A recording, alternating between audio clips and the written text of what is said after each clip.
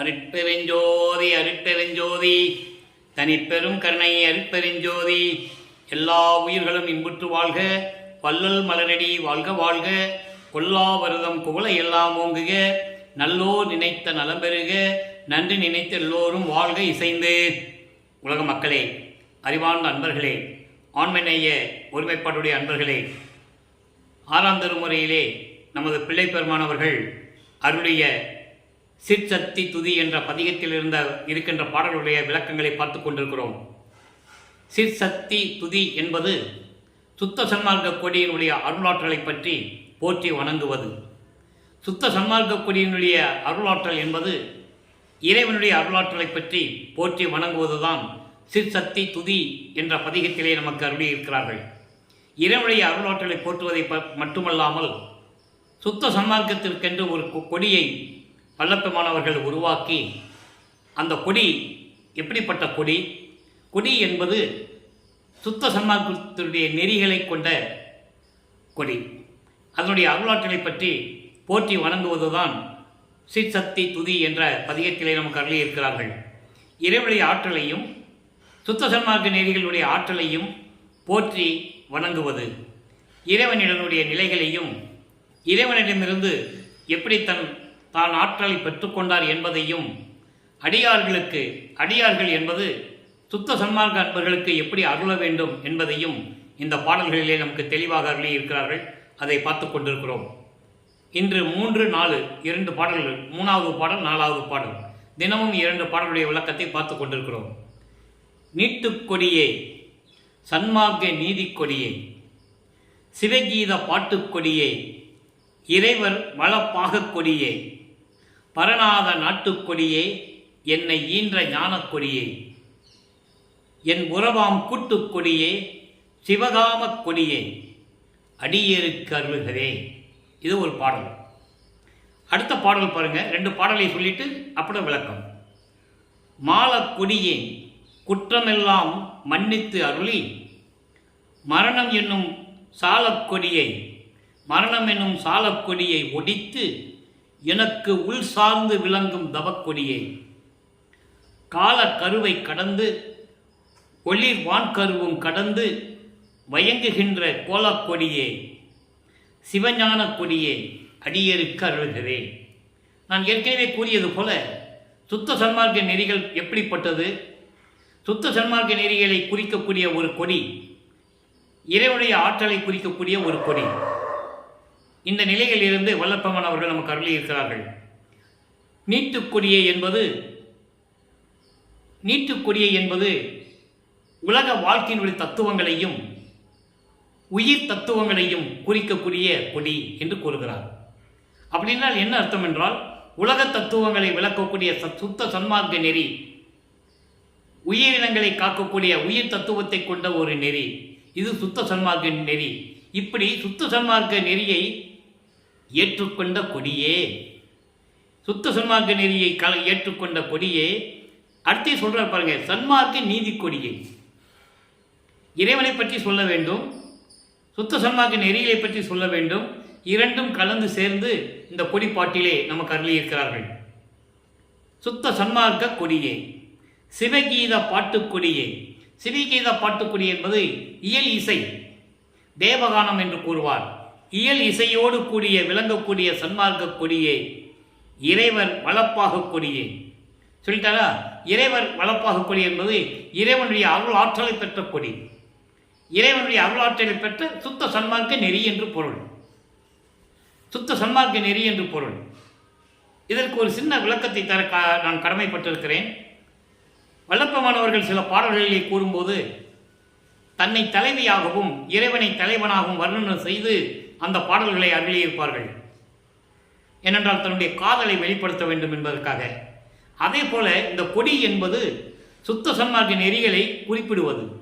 சுத்த சன்மார்க்க நெறிகள் தாங்கிய தலைவன் யார்? அருட்பெருஞ்சோதி ஆண்டவர். இறைவர் வளப்பாக கொடியே, இறைவனுடைய அருளாற்றை பெற்றுக் கொண்டிருக்கின்ற சுத்த சன்மார்க்க கொடியே, பரநாத நாட்டுக் கொடியே, பரநாத எல்லையில் கடந்து அங்கே அருளாட்சி செய்து கொண்டிருக்கின்ற கொடியே, சுத்த சன்மார்க்க தலைவனே என்று பொருள். என்னை ஈன்ற ஞானக் கொடியே. இந்த வார்த்தைக்கு எவ்வளவு வேணாலும் விளக்கம் சொல்லலாம். என்னை ஈன்ற ஞானக் கொடியே, என்னை தன் அருளால் பெற்றெடுத்து இந்த பூலோகத்திற்கு ஒரு தாயின் வழியாக வருவிக்க செய்து எனக்கு சுத்த சன்மார்க்கத்தை கொடுத்து உலக மக்களை எல்லாம் சுத்த சன்மார்க்கத்தில் சேர்க்க வேண்டும் என்பதற்காகவே என்னை வளர்த்தெடுத்து எனக்கு எல்லாரையும் கொடுத்த சுத்த சன்மார்க்க நீதியே, சுத்த சன்மார்க்க நெறி கொண்ட இறைவனே, சுத்த சன்மார்க்க கொடியே என்று கூறுகிறார். என் உறவாம் கூட்டுக் கொடியே, என் மெய் உறவான, என் உண்மையான உறவான தந்தையான என்னோடு கலந்து கொண்டிருக்கின்ற சுத்த சன்மார்க்க நெறியே, சுத்த சன்மார்க்க நெறி கொண்ட இறைவனே. இப்படி பொருள் பல விதமாக எப்படி வேணாலும் நம்ம இது பேசலாம். அப்போ இறைவனுடைய ஆற்றலை பற்றி கூறுவதும் சுத்த சன்மார்க்க நெறியை பற்றி கூறுவதுதான் இங்கே கொடி வணக்கம் என்ற தலைப்பிலே நமக்கு அருளியிருக்கிறார்கள். அதனால்தான் சிற் சக்தி என்று கூறுகிறார். சிற்சக்தி என்பது அருள் ஆற்றல், மெஞ்ஞான அருளாற்றல் என்றும் கூறலாம். அப்படி மெஞ்ஞான அருளாற்றல் பெற்றவுடைய இறைவனையும் சொல்ல வேண்டும், மெஞ்ஞான அருளை பெற்றுக்கொண்ட நெறிகளாகின சுத்த சன்மார்க்க நெறியையும் சொல்ல வேண்டும். அதை கொடிப்பாட்டிலே நமக்கு அருளியிருக்கிறார்கள். அடியேருக்கு அருள்கவே.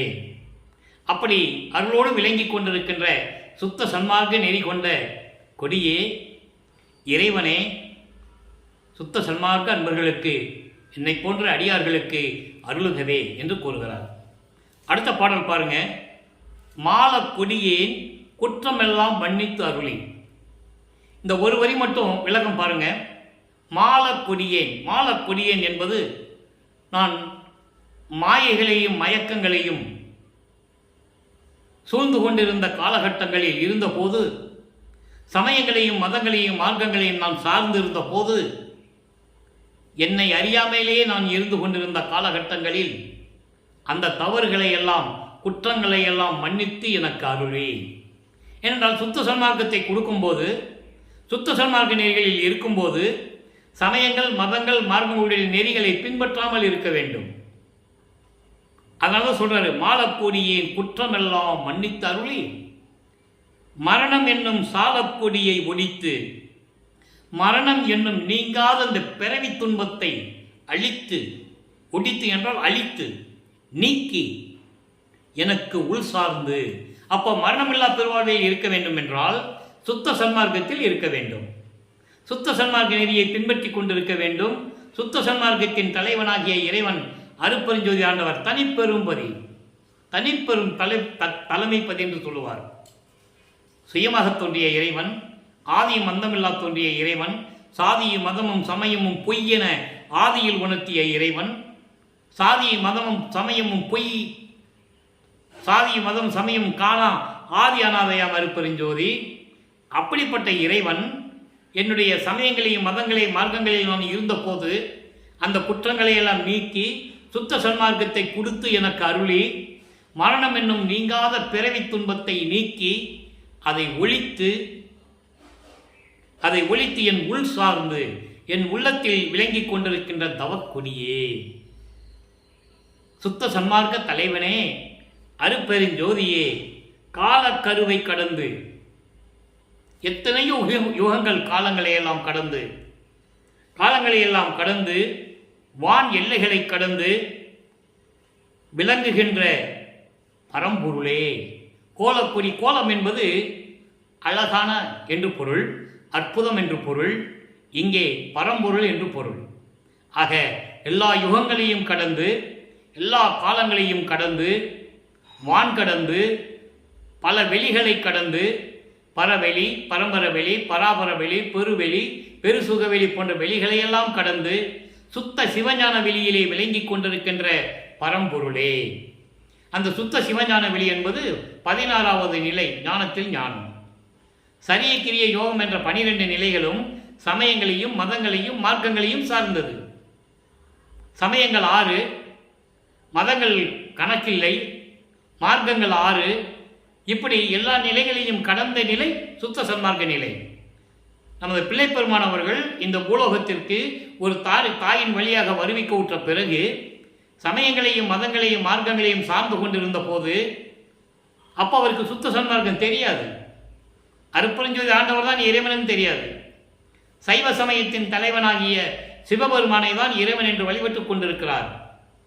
ஒவ்வொரு சமயங்களுக்கும் தலைவன் உண்டு. சைவ சமயத்துக்கு தலைவன் சிவபெருமான், வைஷ்ணவ சமயத்தின் தலைவன் திருமால், கௌபாரம் முருகன், காணாபத்தியம் விநாயகன், சௌரம் சூரியன், சாகதம் அம்மை, இப்படி பல தலைவர்கள் உண்டு. இதையெல்லாம் கடந்து ஞானசரியிலிருந்து மரணமில்லா பெருவாழ்வு தொடங்குகிறது, சுத்த சன்மார்க்கம் தொடங்குகிறது. 12 மேல் நின்று சின்னம்பிடி என்று கூறுவார். 12 மேல் நின்று என்பது 13வது நிலை. ஆக அப்படி நிலைகளில் விளங்கிக் கொண்டிருக்கின்ற பரம்பொருளே, சிவஞான கொடியே. சிவஞான கொடியே என்பது மெஞ்ஞானம் நிலை கொண்ட, மெஞ்ஞான நிலை என்பது ஞானத்தை கடந்தது. ஞானம் என்பது முத்து நிலைகளோடு முடிந்துவிடும். 12 நிலைகளோட முடிந்துவிடும். கர்மசித்தி, ஞான கர்மசித்தி எல்லாம் சொல்லுவார். 3 நிலைகளுடைய நிலைகள் எல்லாம் முடிந்துவிடும். அதன் பிறகு ஞான சித்தி உருவாகும். அப்படி மெஞ்ஞான சித்திகளை உடைய அப்படிப்பட்ட இறைவனே, அந்த சுத்த சன்மார்க்கத்தை தாங்கிக் கொண்டிருக்கின்ற கொடியே, அப்படிப்பட்ட இறைவனே அடியேருக்கு அருள்கவே.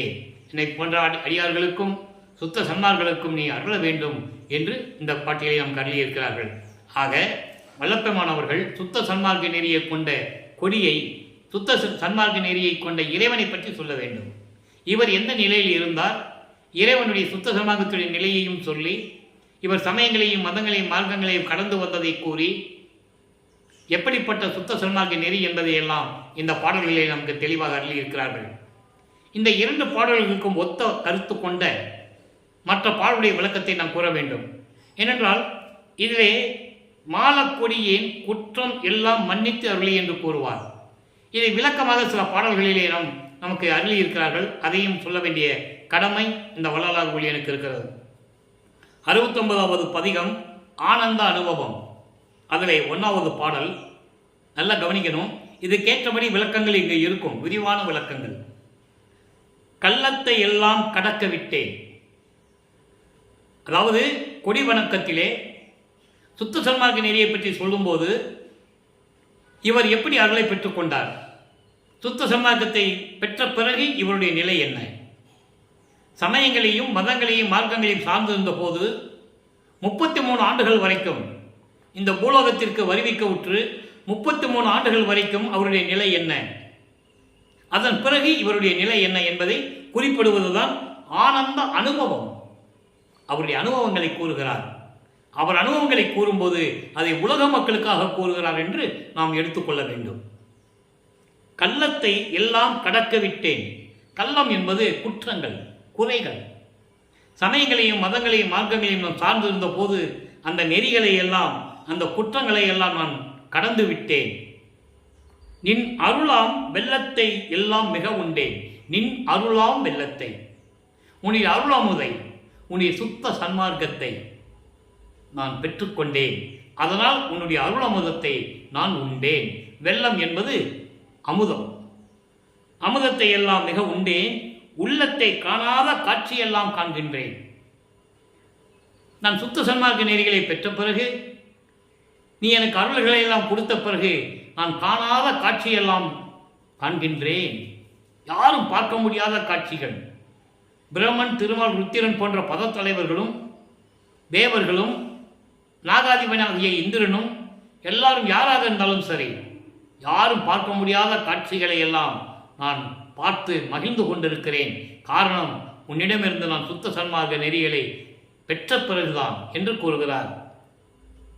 ஓங்கு மன்ற வானா எனக்கு அடிமை வாய்த்து. ஓங்கு மன்ற வானா என்பது சத்தியஞான சபையிலே, திருச்சிற்றம்பலத்திலே, சுத்த சிவஞான வெளியிலே விளங்கிக் கொண்டிருக்கின்ற சத்தியஞான சபையிலே பரிபூரணமாக பிரபஞ்சம் முழுவதும் ஒளி வீசிக் கொண்டிருக்கின்ற இறைவனே வானா என்று கூறுகிறார். அருட்பெருஞ் ஜோதியே எனக்கு அடிமை வாய்த்து. உனக்கு நான் அடிமையான பிறகு, உனக்கு அடியனான பிறகு, நீ என்னை மகனாக ஈண்டெடுத்த பிறகு, நான் சமயங்களிலும் மதங்களிலும் மார்க்கங்களில் இருந்த பிறகு, சுத்த சன்மார்க்கத்தை பெற்ற பிறகு, உனக்கு அடியனாக வந்த வாய்ப்பினால்தான் இத்தனையும் நான் பெற்றுக்கொண்டேன் என்று கூறுகிறார். அடுத்து இரண்டாவது பாடல். அந்த பாடல் 1வது பாடல். அதே ஆனந்த அனுபவத்தில் 2வது பாடலும் கூற வேண்டிய கடமை இருக்கிறது. நல்ல கவனிங்க. காலையிலே நின்று உன்னை கண்டுகொண்டேன். காலையிலே என்பது இரவு முடிந்து விடிகிறது காலை, அதல்ல இந்த காலை. இந்த காலை என்பது 4 விதங்களிலே வல்லப்பவன் அவர்கள் 4 நிலைகளிலே கூறுகிறார். காலையிலே நின்று உன்னை கண்டுகொண்டேன். ஒரு தாயின் கருவறையிலே நீ என்னை இருக்க வைத்த பிறகு அங்கே நான் உன்னை கண்டேன். கருவறை இருட்டாக இருக்குது என்று சொல்லும்போது எனக்கு ஒளி காட்டினாய், வெளிச்சத்தை காட்டினாய். தந்தையை எனக்கு பசிக்கிறதை என்று கூறும்போது பசிக்கிறதை என்று கூறும்போது எனக்கு அருளமுதம் அங்கே ஊட்டினாய் கருவறையிலே. காற்று இல்லையே, உடம்பு புழுக்கமாக இருக்கிறதை நான் கூறும்போது அமுத காற்று தென்றல் காற்று வீசினாய். இது ஒரு காலை, இது ஒரு நிலை. அதன் பிறகு 5 மாத குழந்தையிலே சிதம்பரத்திலே எனக்கு வெட்ட வெளியாக காட்டினாய், சிதம்பர ரகசியத்தை காட்டினாய். அது பாடலிலே கூறுவார், அற்புதமாக இருக்கும். தில்லை தளத்திடையே திரைதூக்க தரிசித்த போது மெய்வகை மேல் காட்டாதே எந்தனக்கே வெளியாய் காட்டிய மெய் உறவாமை பொருளே. எந்த விதமான உருவம் இல்லாமல் ஆடை அணிகள் இல்லாமல் வெட்ட வெளியாக எனக்கு காட்டினாயே. அது ஒரு காலை, அது ஒரு நிலை. அதன் பிறகு இளமையிலே, அதன் பிறகு 9வது ஆண்டிலே என்னை முழுவதுமாக ஆட்கொண்டு நீதான் என் மகன் என்று எனக்கு கூறினாய். அது பாடலிலே கூறுவார், ஆண்டாறு 3 ஆண்டிலே ஆட்கொண்ட அருள்கடலே என்று கூறுவார். 6வது ஆண்டோடு 3வது ஆண்டிலே 6+3, 9வது ஆண்டிலே என் ஆட்கொண்ட கருணையின் கடலே என்று கூறுவார். ஆக இறைவன் 9வது ஆண்டிலே ஆட்கொண்டது அது ஒரு காலை, அது ஒரு நிலை. அதன் பிறகு பரிபூரணமாக அருள் வழங்கியது 33வது ஆண்டிலே. இந்த பூலோகத்திலே திருவொற்றியூரிலே சென்னையிலே 33 ஆண்டுகள் உலாவ விட்டு அதன் பிறகு ஆண்டு கொண்டு எனக்கு சுத்த சன்மார்க்கம் கொடுத்தையே, அது ஒரு காலை. ஆக இப்படி படிப்படியாக கூறுவார். இறைவன் 51 ஆண்டுகள் தன் மகனை இந்த பூலோகத்தில் உலாவ விட்டு 1823ஆம் ஆண்டு தொடங்கி 1874 ஆண்டு வரை 51 ஆண்டுகளும் 8 ஆண்டுகளாக பிரித்து தனக்கு மகனை ஆட்கொள்ளுகிறார். அதை தான் சொல்லுகிறார், காலையிலே இன்று உன்னை கண்டு கொண்டேன். இப்படி நிலைகளிலே இருந்து, இளமையிலே இருந்து நான் உன்னை கண்டு கொண்டேன். சன்மார்க்க சாலையிலே இன்பம் தலைக்கின்றேன். சன்மார்க்க சாலை என்பது சன்மார்க்க நெறிகள். சன்மார்க்க நெறிகளை பின்பற்றி கொண்டு நான் மகிழ்வோடு பேரின்பமாக இருந்து கொண்டிருக்கின்றேன். அடுத்து சொல்லுவார் பாருங்க, ஞானமிசை சாகாவரம் பெற்றேன். இதை ஏன் கூறுகிறோம் என்றால், சுத்த சன்மார்க்க நெறியை பின்பற்றினால்தான் இந்த உலகத்திலே, இந்த பூலோகத்தில் மரணமில்லா பெருவாழ்வில் நீங்கள் இருக்க முடியும். ஞானமிசை என்பது இந்த உலகத்திலே, இந்த பூலோகத்திலே நான் சாகா வரம் பெற்றேன். இதை ஏன் வல்லப்பமன் தெளிவாக கூறுகிறார்கள் என்பதையும் நீங்கள் புரிந்து கொள்ள வேண்டும். அவர் ஏற்கனவே இறைவனுடைய மகன், ஏற்கனவே மரணமில்லா பெருவாழ்வில் இருந்து கொண்டிருக்கின்றவர், பல யுகங்களிலே இருந்தவர். அந்த விளக்கங்களை எல்லாம் நாம் திருவருட்பா பாடலின் மூலமாக பார்த்து விட்டோம். இதை ஏன் கூறுகிறேன் என்றால், சுத்த சன்மார்க்கத்தை பெற்றுக்கொண்டால் உலக மக்களே நீங்களும் மரணமில்லா பெருவாழ்வில் வாழ்ந்து கொள்ளலாம், நீங்களும் மரணமில்லா பெருவில் வாழ்ந்து கொள்ளலாம், மரணமில்லா பெருவாழ்வை பெற்றுக்கொள்ளலாம் என்று சொல்லுகிறார். அதுதான் கொடிப்பாட்டிலே சொல்லுகிறார், தத்துவத்தின் மேல் நடக்கும் ஏகா. தத்துவங்களின் மேல்நிலைகளில் இருந்து கொண்டு தத்துவங்களை ஆட்கொண்டு அதையெல்லாம் கடந்து விளங்கி கொண்டிருக்கின்ற ஒரே இறைவன், ஒரே தலைவன் என்று கூறுகிறார். அதை ஏகா என்று கூறுகிறார். தத்துவங்களின் அடிப்படையில் எல்லா தலைவர்களும் உருவானார்கள், எல்லா சமய தலைவர்களும் உருவானார்கள். எல்லாமே தத்துவங்களின் அடிப்படையில் உருவானவர்கள் யாராக இருந்தாலும் சரி. ஆனால் அதையெல்லாம் கடந்து அதன் மேல் விளங்கி கொண்டிருக்கின்ற ஒரே இறைவன், ஜோதி வடிவில் இருக்கின்ற அருப்பெருஞ்சோதி ஆண்டவர் என்று கூறுகிறார். எனக்கு அடிமை ஏற்று, உன்னுடைய அடிமையை ஏற்றுக்கொண்ட பிறகு, உன் அடைக்கலம் ஆன பிறகு நான் இந்த நிலையில் இருந்து கொண்டிருக்கிறேன். சாகா வரத்தை பெற்றேன், இந்த பூலோகத்திலே சாகா வரத்தை பெற்றேன். அதன் பிறகு உன்னுடைய நிலைகளில் கண்டு எல்லா அருள்களையும் நான் பெற்றுக்கொண்டேன். சுத்த சன்மார்க்கத்தில் இருந்து கொண்டு பேரின்பமாக இருந்து கொண்டிருக்கிறேன் என்று கூறுகிறார். எனவே அன்பர்களே, சுத்த சன்மார்க்க கொடி என்பது ஞானக்கொடியே, சிவகாமக் கொடி எல்லாம் சொல்லுவார். அந்த அர்த்தத்தை நீங்கள், அந்த விளக்கத்தை நீங்கள் புரிந்து கொள்ள வேண்டும். யாருமே இந்த பிரபஞ்சத்தில் ஒரு மார்க்கத்திற்கென்று, ஒரு அருள் மார்க்கத்திற்கு ஒரு கொடியை உருவாக்கி அதனுடைய தத்துவங்கள் எப்படிப்பட்ட தத்துவங்கள் என்பதை இந்த பூலோகத்திற்கு விளக்கியது யாரும் இல்லை. வல்லபெருமான் இது ஏன் கூறுகிறார் என்றால், சுத்த சன்மார்க்கத்தை உலக மக்களுக்கு தெரியப்படுத்த வேண்டும். அது ஒரு கொடி மூலமாக தெரியப்படுத்த வேண்டும். அந்த கொடிதான் சுத்த சன்மார்க்க நெறிகளை கொண்டது.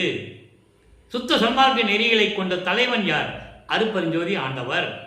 ஆக கொடியை வணங்குவது, சுத்த சன்மார்க்க கொடியை வணங்குவது, அருட்பெருஞ்சோதி ஆண்டவரை வணங்குவது என்று பொருள்.